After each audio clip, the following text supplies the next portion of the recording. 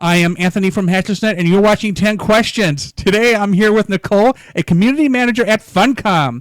I will ask 10 questions about her experience in the video game industry, as well as we'll let her onto that path. Hi, Nicole.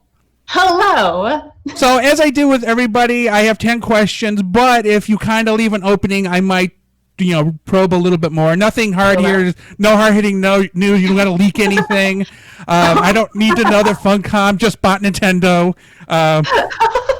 That is not true. Anybody who's watching, Funcom did not buy Nintendo. They bought Sega. Cannot confirm nor deny. Yeah.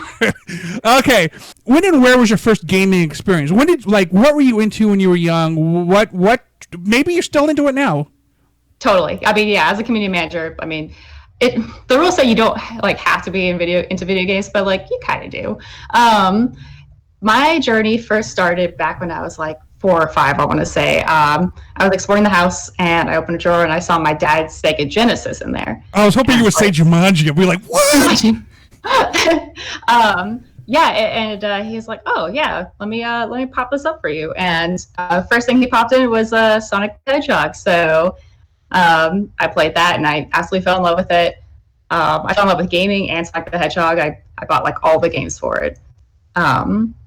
And so from there, I bought a GameCube when I was 8, I think, and then PS2, and then so on and so forth. So I'd say gaming has been in my life for a long time.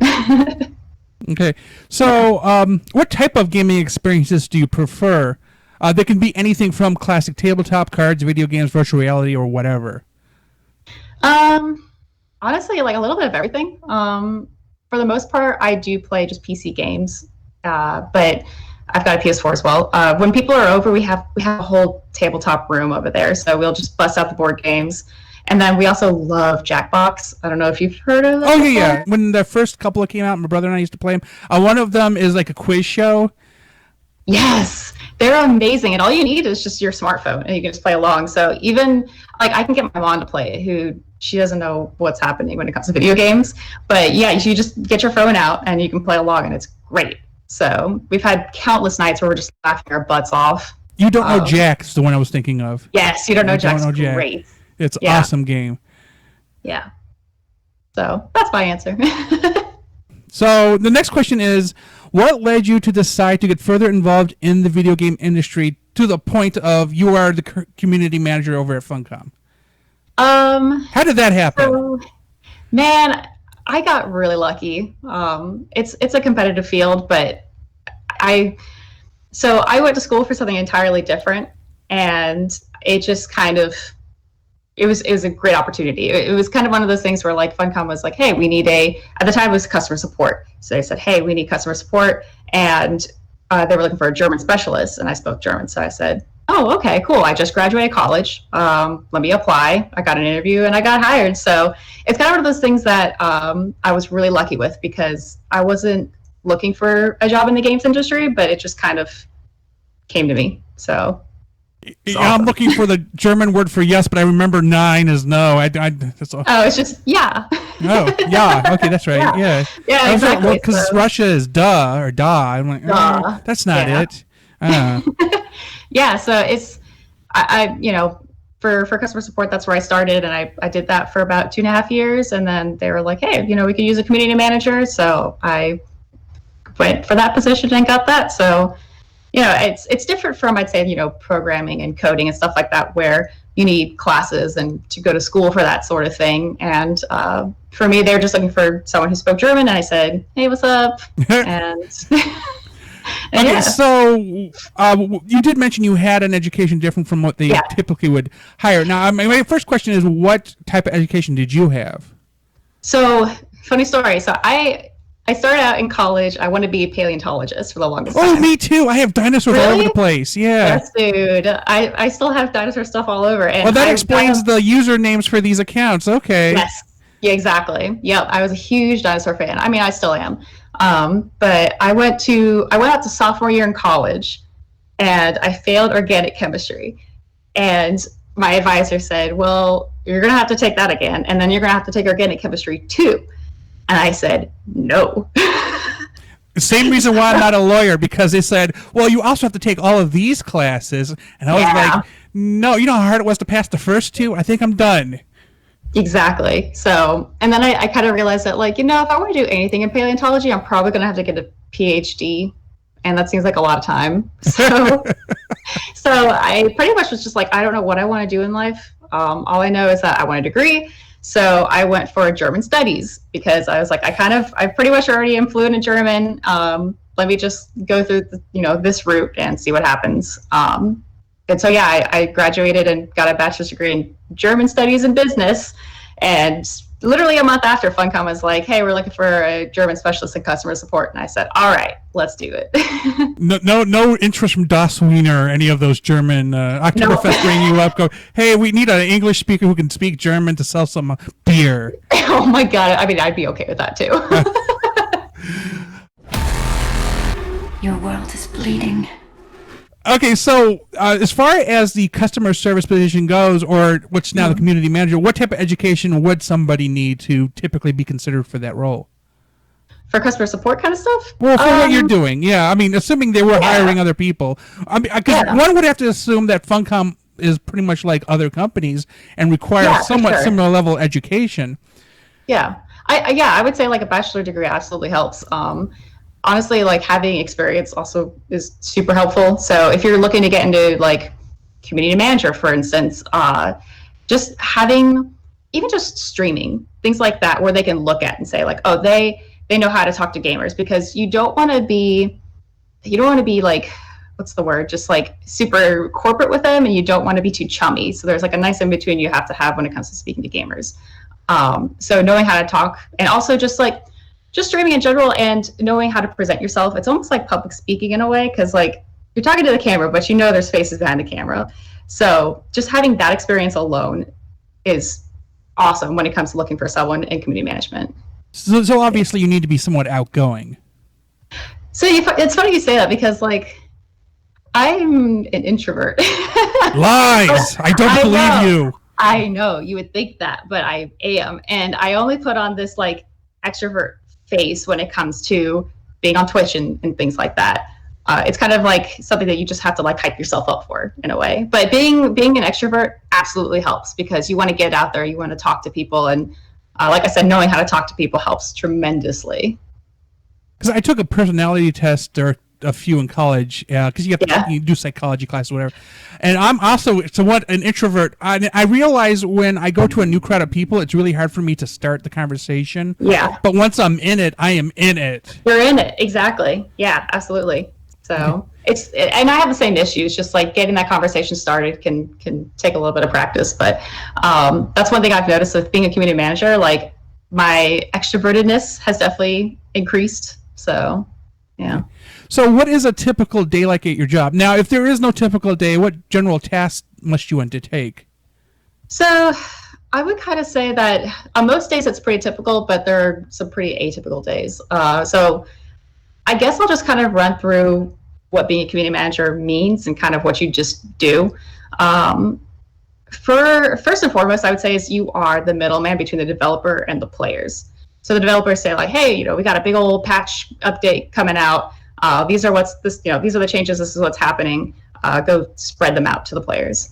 So I'll make a post on the forums, on Twitter, Facebook, and I say, hey guys, like we got a big old update coming out at this time. Here are the patch notes. And then it's like switched around where I take all the feedback. So it's like the good, the bad, and the ugly from the players. And then I give them to the developers and I say like, hey, this is what the players have to say about this. So that's on patch days. For pretty much a typical day, what I'll do is a lot of engagement. And when it comes to engagement, you just want to have someone that the players can talk to and know that you're there and you're listening. And, they'll go to your Twitter page and say like, oh, they've been posting a lot. Looks like, they're still alive and well. And that usually ranges from like posting a screenshot of something that a player took, or call to actions. So I'll post up a screenshot and be like, this person has really cool dual daggers. What's your favorite weapon? And that kind of invites people to talk about it. All about engagement. Exactly. So that's a huge thing that community managers do. And then I would say like the more like uncommon things that you'll do is like go to conventions. You'll go and like represent the company. you will. So we've gone to TwitchCon, Gamescom, even local things like East Coast Gaming Conference goes here.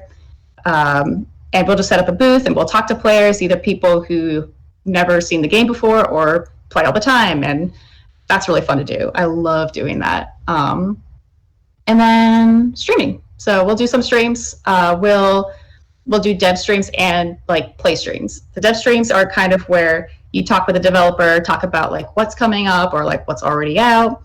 And then with the play streams, we'll invite people to just like come join us in games. So with our MMOs, sometimes we'll say, hey, like we're streaming on this Wednesday, come join us in game. And then with our GM powers, we will actually take the characters, like players, and make them 10 times bigger or turn them into a van or just do some like crazy stuff. And it's really fun because it gets people into the game. It gets them playing. We'll say like, hey, we're running some dungeons on stream. Like, yeah, come hang out with us. So that's what we kind of do. So what excites you most about your job? What gets you up in the morning, I guess? Because you're not in Norway. You're in the United States. Yeah, exactly. So yeah, we have a company here in Durham, North Carolina, and then we have one in Oslo, Norway. But I would say, so it's gonna sound like a stupid, cheesy answer, but just being able to talk about it, just say like, I work for a video game company it's pretty cool to say. Like I'm even repping the shirt or the sweater right now. So what is your proudest accomplishment within the gaming industry, or what you've just done for Funcom? When I make a great post and you get really good engagement. It's like minor accomplishments like that where they come back and say like, whoa, we just got like 1,000 likes on this one post. And so it's like small things like that. But I would also say getting fan art of myself is awesome. Like, like the safe stuff, like the nice, good stuff. So yeah, I would say that. It was shocking to me the first time because I was like, whoa, someone took the time to make fan art of me. Like that is super cool. And I just like reached a new level of being at that point. So you're now a god. Yeah, I was like, this is it. I've peaked. I've got fan art. I had previously interviewed another female gamer, and she was telling me about her experiences with just a lot of misogamy. Yeah, it's funny because it's something that a lot of people talk about in the games industry, and it's definitely there. I'm lucky to say that I haven't really experienced that, even on streams or just, I've been a community manager now for 3 years, and I can't say that I've really experienced that with players yet. It was one of the things that when I was being interviewed for the manager positioning, I told them, I said, hey, like, I know what I'm getting myself into. Like, I know that there might be players online that are going to say some pretty awful stuff, but I'm confident in the person that I am, and like I've got a thick shell. So yeah, it sucks that it's real, but I'm lucky to say that I haven't really had to experience it fully just yet. Okay. Hopefully never. So if someone wanted to look you up on the internet, where should they start? Now, I have Twitter at twitter.com/Spinosaur. And for anybody who's watching, if you don't think you can spell it, I'll have it in the description of the video. Also on Twitch with Spinosaur the Dinosaur, which, again, as we mentioned earlier, you like dinosaurs. Yes. And actually attempted to become a paleontologist. I did. So attempted, yeah. Have you played the Jurassic Park video game? I downloaded the one where you basically build the park, like, because that is again, love dinosaurs. So I want to build a dinosaur park. Yes, dude. So not only did I, love all the movies, but I had Jurassic Park on Sega Genesis, and then I had the PC game called Jurassic Park Operation Genesis. And that's basically the new Jurassic World game where you kind of build a park. Right. That's the one I have. Yeah. Oh, okay. Yeah. So this one came out back in like 2007, 2008. Oh, well, I don't know what the new one's called then, but I grabbed the newest one that's on Steam. I think that one's Jurassic World Evolution. Oh, yep. Evolution. You're right. Okay. Yeah. So yeah, there was one before that that's an older one called Jurassic Park Operation Genesis. And it's like the same thing where you kind of build a park, and like I put hours into that game. Because there was a Jurassic World mobile game. and I play Pokemon Go, but really, like, I forgot Pokemon Go existed for a solid month, where I was just going everywhere collecting dinosaurs. Nice. Yes. Yeah, Cubone, man. Cubone's my favorite. We're talking Pokemon Go. Okay. I was like, now I have to think about a dinosaur type Pokemon that I like in Pokemon. I don't want to anymore. Although Charizard's probably as close as I'm going to get. Now, do you have any advice for somebody who want to be part of the industry? Or maybe they want to do something entirely different. What would you recommend to them? So I can't really give advice when it comes to like being in the games industry for like, you know, like a programmer positionings, but kind of plays off of what I said earlier. Like if you were to get into community management, like which is a great job to be in, it honestly is. It's you meet some incredible people. If you really you gain some awesome skills through this. Get out there on Twitch, like I said.